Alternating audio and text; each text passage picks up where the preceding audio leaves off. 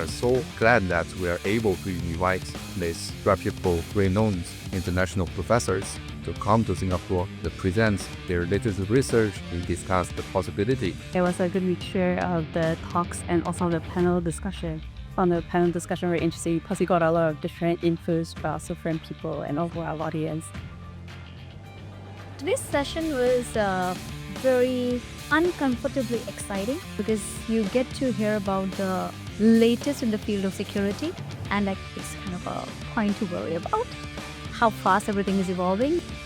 I really learned a lot from even the faculty members just at the table. I wasn't aware so long in the industry that certain processor actually can make instruction and change the instruction set.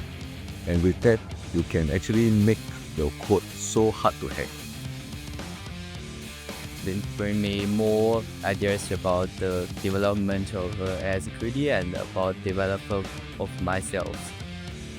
How to use the financial tools to do the defense, to keep people safe, financially safe. I also enjoyed Mr. Roy's talk about the AI security, some new things that I learned about the different languages. I believe everyone has a good time. Please join his talks and enjoy his panel discussion.